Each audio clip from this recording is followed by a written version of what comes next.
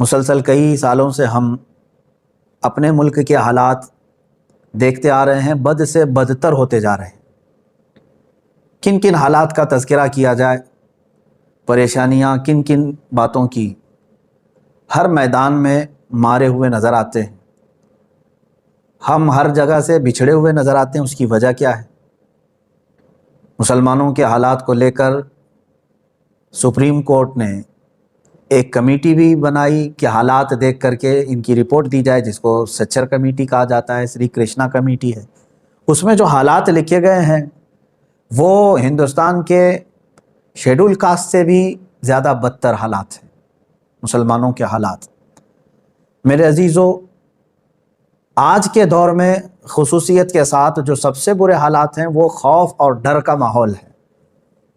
میں مسلمانوں سے یہ کہتا ہوں کہ اتنا خوف اور ڈر جو تمہارے دلوں میں آیا، جو ہزاروں نے لاکھوں لوگوں کو آج بزدل بنا رکھا ہے، یہ ڈر، خوف، ہر وقت ہر گھڑی لوگوں کو ظالموں کا خوف ستا رہا ہے۔ پتہ نہیں ہمارے ساتھ کیا ہو جائے گا، کیا نہیں ہوگا، کیا ہو جائے گا۔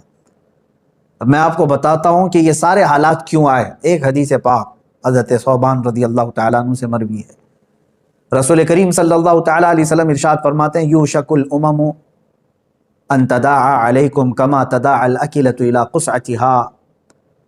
ان قریب میری امت پر ساری قومیں جھپٹ پڑیں گی جیسے کہ بھوکا برتن پہ جھپٹتا ہے۔ میری امت پر، حضور صلی اللہ تعالیٰ علیہ وسلم فرماتے ہیں، تم پر ساری امتیں جھپٹ پڑیں گی، ساری قومیں جھپٹیں گی، سب تمہیں نشانہ بنائیں گی، سب تمہیں ٹارگٹ کریں گی جیسے کہ بھوکا برتن پہ جھپٹ پڑتا ہے۔ فقال قائل من قلۃ نحن یومئذ، کسی ایک سوال کرنے والے نے اس وقت، صحابی نے حضور صلی اللہ تعالیٰ علیہ وسلم سے پوچھا، یا رسول اللہ صلی اللہ تعالیٰ علیہ وسلم، تو کیا ہماری تعداد کم ہوگی اس زمانے میں جو یہ ساری جماعتیں ہم پر جھپٹ پڑیں گی؟ اب جواب سنیں، رسول کریم صلی اللہ تعالیٰ علیہ وسلم ارشاد فرماتے ہیں، وَلَكِنَّكُمْ كَثِيرُونَ غثاءً كَغُثَاءِ السَّيْلِ۔ رسول پاک صلی اللہ تعالیٰ علیہ وسلم فرماتے ہیں، نہ، تمہاری تعداد تو بہت زیادہ ہوگی لیکن تمہاری حیثیت سمندر کے جھاگ کی طرح، سمندر کے جھاگ کی طرح کہ ہوا آئے تو یہ جھاگ اڑ جائے، جھاگ سمجھتے ہوں گے، جھاگ کی طرح تمہاری حیثیت ہوگی، کثیر تعداد میں ہو کر کے بھی کوئی معنی نہیں رکھتی۔ آج وہی پوزیشن ہے ہماری۔ آگے کی حدیث میں ہے، اللہ تبارک و تعالیٰ کے حبیب صلی اللہ تعالیٰ علیہ وسلم یہ ارشاد فرماتے ہیں، وَلَيَنزِعَنَّ اللَّهُ بِكُمُ الْمُحَابَةَ مِنْكُمْ۔ حضور پاک صلی اللہ تعالیٰ علیہ وسلم ارشاد فرماتے ہیں کہ تمہارے دلوں سے اللہ تبارک و تعالیٰ، جو تمہارے اوپر اللہ تعالیٰ نے ایک رعب رکھا ہے کافروں کے اوپر، وہ رعب ہٹا دے گا، تمہارا رعب ختم کر دیا جائے گا۔ وَلَيَقْذِفَنَّ اللَّهُ فِي قُلُوبِكُمُ الْوَهْنَ، اور تمہارے دلوں پر اللہ تعالیٰ خوف طاری کر دے گا، ڈر بٹھا دے گا، وہن آ جائے گا تمہارے اندر۔ جو پہلے سے دشمنان اسلام تم سے جو خوف رکھتے تھے وہ خوف ختم کر دیا جائے گا اور تمہارے دلوں میں وہن پیدا کیا جائے گا۔ پوچھا گیا وہن کیا ہے؟ اب یہی آتی ہے، اللہ کے حبیب صلی اللہ علیہ وسلم فرماتے ہیں، حب الدنیا و کراہیت الموت، دنیا سے بے پناہ لگاؤ رکھتا ہے اور مرنے سے خوف کھاتا ہے، مرنے سے ڈرتا ہے۔ یہ دو چیزیں تو مسلمان کی ہے ہی نہیں میرے عزیزو، دنیا میں مگن ہو جانا اور موت سے غفلت۔ ہمارے لیے موت تو رسول پاک صلی اللہ تعالیٰ علیہ وسلم کے دیدار کا ایک ذریعہ ہے، رب ذوالجلال سے ملاقات کا ذریعہ ہے۔ مسلمان کے لیے موت خوف کا سامان نہیں ہے۔ یہ دو چیزیں جب کسی کے دل میں آ جاتی ہیں، حب الدنیا، دنیا کی محبت، اور پھر موت سے بھاگنا، تو سمجھ لو تمہارے دلوں میں اللہ تعالیٰ دشمنان اسلام کا خوف بٹھاتا ہے۔ آج یہ جو خوف کا ماحول طاری ہے وہ دو وجوہات سے، اس کی دو وجوہات ہیں، یہی ہے حب الدنیا و کراہیت الموت۔ باہر نکلو ان تمام چیزوں سے، باہر نکل آؤ۔ مسلمان کے لیے تو علامہ اقبال نے کہا تھا کہ وہ صحابہ جو نہتے ہوتے تھے رسول پاک صلی اللہ تعالیٰ علیہ وسلم کے ساتھ چل پڑتے تھے، ان کے سینوں میں ذرا خوف کہیں خوف ہے؟ ارے لکڑیاں لے کر کے بدر میں آ گئے، خوف نام کی کوئی چیز نہیں، سامنے ایک بڑا لشکر جرار ہے، خوف بالکل نہیں تھا۔ وجہ کیا ہے؟ دیکھیں، جب موت کا اور مرنے کا ڈر ساری طاری ہو جاتا ہے تو ہزار ہیلے بہانے اور مصلحتوں میں گر جاتا ہے، پھر وہ بے غیرت ہو جاتا ہے، وہ ہر چیز کو برداشت کرنے لگ جاتا ہے، جیسے آج ہماری حالت ہے، ہر چیز کو برداشت کرنے لگ گئے، ہر چیز کو۔ کیا نہیں برداشت کر رہے آج آپ لوگ, کیا نہیں برداشت کر رہے. اب انتظار کرو, اور اس سے بھی خطرناک چیزیں تمہیں دیکھنے کی ہیں. تمہارے گھر لوٹے جا رہے ہیں, تمہاری مسجدیں پامال ہو رہی ہیں, خانقاہوں کو اجاڑا جا رہا ہے, درگاہوں کو جلایا جا رہا ہے. کیا یہ سب چیزیں دیکھ کر برداشت نہیں کر رہے؟ ہر چیز کو برداشت کرنے کی طاقت آ جاتی ہے جب آدمی بے غیرت ہو جاتا ہے, بے غیرت ہو جاتا ہے. یہی پوزیشن آج ہماری ہے. سب کو دنیا کی مصلحتیں ستا رہی ہیں. بولوں گا تو پتہ نہیں کیا ہو جائے گا, مجھے پکڑ لیا جائے گا, مار دیا جائے گا.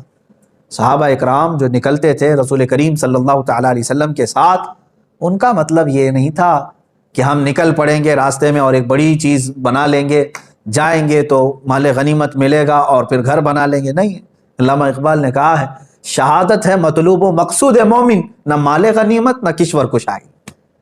وہ تو شہادت کو دیکھتے ہوئے نکل پڑتے تھے, اور جہاں جاتے تھے رب تعالیٰ ان کے لیے راستے کشادہ فرماتا تھا. اور آج جو ڈر کا ماحول ہے, خصوصاً میں علماء سے کہوں گا, علماء کاملین آج بھی, ایک سروے کے مطابق میں آپ کو بتاؤں, صرف ہندوستان میں 3 لاکھ سے زیادہ مسجدیں جو رجسٹرڈ ہیں, باقی اس کے بارے میں مجھے نہیں معلوم. تو اتنے علماء بھی تو ہوں گے, اور جو غیر امام ہیں وہ کتنے ہیں, اور بڑی تعداد, لاکھوں کی تعداد میں علماء اسلام موجود ہیں.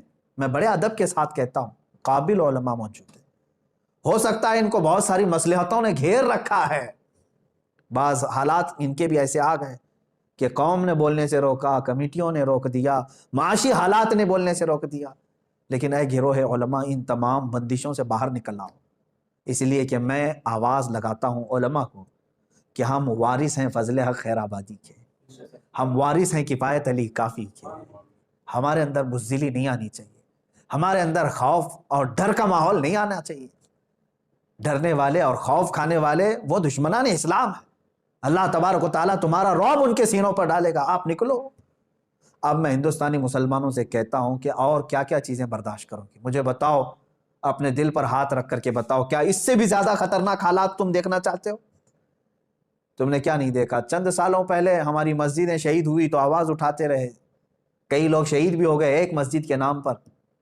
لیکن اب کے حالات دیکھیں, غیرت مار دیا انہوں نے. دنیا کی لالچ دے دے کر کے یا سیاست میں ان کو بانٹ بانٹ کر کے ایسی غیرت مار دیا کہ اب تو ہماری مسجدوں کے سینے پر کھڑے ہو کر کے اگر کوئی دوسرا اپنی مندر بنا لے تو کسی کو کچھ فرق نہیں پڑتا. آج میرے عزیزو, یہ حالات بھی آج کے نہیں ہیں ہندوستان میں. نا انصافی پہ نا انصافی ہے. ایک کسی عام سے مزدور کو پکڑ کر کے 10-12 کتے موب لنچنگ کرتے ہیں, یہ بھی تو ہم حالات دیکھ رہے ہیں. چھوٹی سی چھوٹی چیزوں پر یہ پکڑ کر کے مارتے ہیں. اور ابھی قریب میں ایک حافظ قرآن کو مار ڈالا انہوں نے. اس طرح کے حالات ہم دیکھتے آ رہے ہیں, یہ ظلم پہ ظلم ہوتا جا رہا ہے. میرے عزیزو, ایسی حالات تھے جب کفایت علی کافی رحمۃ اللہ علیہ اٹھے تھے, عنایت احمد کاکوروی رحمۃ اللہ تعالیٰ نے, فضل حق خیر آبادی رحمۃ اللہ علیہ, یہ اٹھے تھے. اور تمہیں میں یہ بھی بتا دوں کہ ہندوستان کی آزادی کی آواز اٹھانے والے وہ علماء ذوی الاحترام تھے.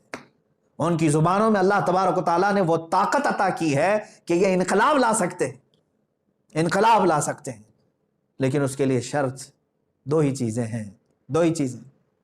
آج لوگ جو شکایت کر رہے ہیں, بہت سارے لوگ یہ کہتے ہیں کس بیس پر آپ بول رہے ہیں, آپ کے آگے پیچھے کیا ہے, کون کھڑا ہے؟ ہم سے یہ سوال کرتے ہیں. ایمان والے اس طرح کا سوال کریں گے؟ اور اس طرح کی باتیں کہنا کہ آج دیکھیں دشمن پورے اکٹھا ہو رہے ہیں, تنظیمیں بنا رہے ہیں, مارچ پہ مارچ کر رہے ہیں, حکومتیں ان کے پاس ہیں, سیاست کے پورے اثر و رسوخ لے کر بیٹھے ہیں, ڈپارٹمنٹ لے کر کے بیٹھے ہیں, کورٹ لے کر کے بیٹھے. پتہ نہیں تمہیں کون ان تمام باتوں سے بزدل بنایا.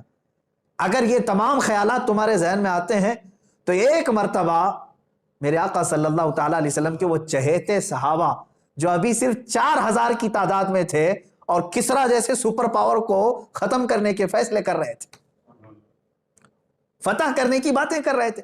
قیصر و کسرا معمولی بات ہے, قیصر و کسرا کو فتح کرنے کی بات کر رہے ہیں. کون لوگ مدینہ طیبہ میں حضور پاک صلی اللہ تعالیٰ علیہ وسلم کے پیچھے نماز پڑھنے والے وہ صحابہ جو دن بھر ایک کھجور کی گٹلی پر رہتے ہوں, کون سی طاقت تھی ان کے پاس, کون سی قوت؟ وہ ایمانی قوت تھی, ایمانی قوت. انہیں یقین کامل تھا کہ رب ذوالجلال کی مدد آئے گی ہمارے ساتھ, کیونکہ ہم حق پر ہیں. علماء ذوی الاحترام کو میں یہی بات بتانا چاہوں گا, آج اور کس قدر آپ بزدلی کے ساتھ جینا پسند کرو گے؟ کیا یہ حالات آپ کو اچھے لگ رہے ہیں آج ہندوستان بھر کے؟ میں آپ کو یہ بات بتا دوں کہ رسول پاک صلی اللہ تعالیٰ علیہ وسلم کے انہی جانثاروں کو چیک کرنے کے لیے ایک صاحب آئے تھے دیکھنے کے لیے. ایک صاحب آئے اور انہوں نے یہ دیکھنے کے لیے کہ محمد صلی اللہ تعالیٰ علیہ وسلم نے کتنی طاقت جمع کر لی. جیسے ابھی ہمارے آگے پیچھے لگ گئے ہیں کہ ان کے پاس کتنا فنڈ آ رہا ہے, کتنی تنظیمیں آ رہے ہیں, اتنی باتیں کر رہے ہیں. ہاں, چیکنگ پہ لگے ہوئے ہیں. وہاں حضور پاک صلی اللہ تعالیٰ علیہ وسلم کے پاس چیکنگ کے لیے ایک شخص آئے اور یہ دیکھنے کے لیے کہ انہوں نے کتنا ہتھیار جمع کیا, کیا کیا ہے, جو قیصر و کسریٰ کو فتح کرنے کی بات کر رہے ہیں, اس زمانے کی سپر پاور تھی. تو بہت غور سے معائنہ کیا, لیکن ایک ہی چیز نظر آئی جو واپس جا کر کے اس قاصد نے اپنے آقاؤں کو بتایا تھا, عروہ بن مسعود ثقفی. کیا چیز دیکھا جانتے ہیں؟ اذان ہو رہی ہے, رسول پاک صلی اللہ تعالیٰ علیہ وسلم وضو کے لیے بیٹھے ہیں, صحابہ ارد گرد پورے کھڑے ہو گئے. حضور پاک صلی اللہ تعالیٰ علیہ وسلم وضو کے لیے پانی لیتے ہیں ہاتھ میں, کلی فرماتے ہیں, جیسے کلی فرماتے ہیں آپ کی کلی کا ایک قطرہ بھی زمین پہ نہیں گرتا. صحابہ اپنے دامن پھنسا لیتے ہیں, کسی کے ہاتھ میں, کسی کے دامن میں, اور حضور پاک صلی اللہ تعالیٰ علیہ وسلم کا پورا وضو ہو جاتا ہے, ایک قطرہ بھی زمین پر نہیں. وہ سارے صحابہ لے لیتے, اپنے چہروں سے مل لیتے تھے, اپنے جسم پہ مل لیتے تھے. عروہ بن مسعود ثقفی وہ واپس جا کر کے اپنے آقاؤں کو خبر کرتا ہے, کہتا ہے یقیناً محمد صلی اللہ تعالیٰ علیہ وسلم نے بہت بڑی فوج تو نہیں جمع کی, لیکن ایسے دیوانے بنائے ہیں کہ یہ ادب تو میں نے قیصر و کسریٰ کے دربار میں بھی نہیں دیکھا جو محمد کے دیوانوں میں دیکھا ہے. وہ ان کے وضو کے قطروں کو زمین پہ گرنے نہیں دینا چاہتے, کہاں ان کے خون کے قطرہ گرنے دیں گے؟ ان کے اندر وہ جانثاری ہے. میرے عزیزو, یہی ایک چیز دیکھ کر کے ساری دھرتی ہل گئی تھی کہ رسول پاک صلی اللہ تعالیٰ علیہ وسلم کے دیوانے ایسے ہیں کہ ان کا ہی تو یہ نعرہ تھا کہ مرد حق باطل کے آگے مات کھا سکتا نہیں, سر کٹا سکتا ہے لیکن سر جھکا سکتا ہے.